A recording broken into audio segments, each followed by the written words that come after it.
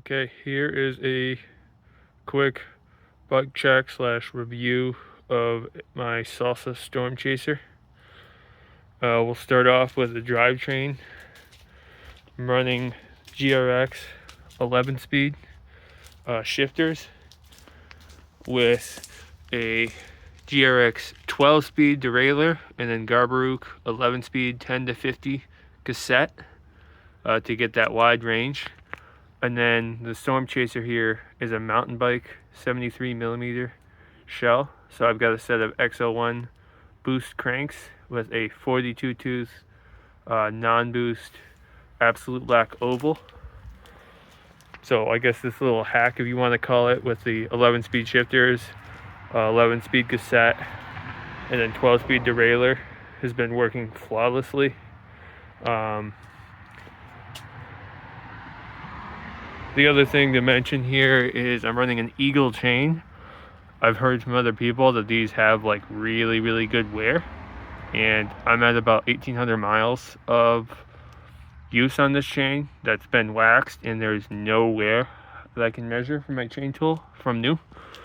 So that's extremely promising. Another thing that I can't live without on the drop bar bike or rigid bike is this Redshift shock stop stem. I'm running it pretty soft here. I don't know if you can see a little bit of movement. It's got maybe 10 millimeters of movement, but it really soaks up, I guess, some washboard that you get from gravel. Would definitely recommend. I wanted durability, so I've just got a regular aluminum Thompson 27-2 seat post, and then aluminum Salsa cowbell drop bars, 46 centimeter. A little bit of flare. I'm really enjoying those. Wheels, I've got a set of Crest Mark IV gravel wheels slash XC wheels. They are 25 mil inner, built up to DT Swiss 350 hubs. They've been reliable, and you got a pretty good sounding free hub with the 54 tooth ratchet. What else? Running these Crank Brothers Candy 7 pedals. Just rebuilt them after about 2,000 miles, and they're still running smooth. Specialized Z cages. Then also the Cane Creek aluminum preloader. That's another little good thing on this. And then I forgot to mention with these XL1 cranks, I did send the left arm into 4 eyes to get a power meter installed on that side, so I can have power on this for gravel in the training, and that's also been working flawlessly. I just got another one installed on one of my Shimano crank arms since Stages is going out of business. But yeah, I think this is about 23 pounds.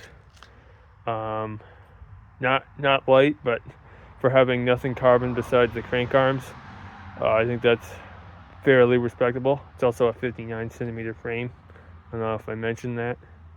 The other thing here that most people have their Stormchaser set up as is this got sliding dropouts, so you can set it up single speed. Another good thing about this frame is this is a 47 millimeter, actually 48 millimeter measured Pathfinder Pro from Specialized. If you can see down in here, loads of clearance on both sides of the seat stay and chain stay with this tire, with the dropouts all the way back. And I've also ran 2.2 Race Kings in here with, I think, still about 5 millimeters of clearance on each side, and also some 225 Aspens. So really good to see that this frame can handle the big tires, and still feel, I guess, at home with these narrower but still wide tires. The other thing Salsa touts is these dropouts that are, I guess, kind of horizontal here.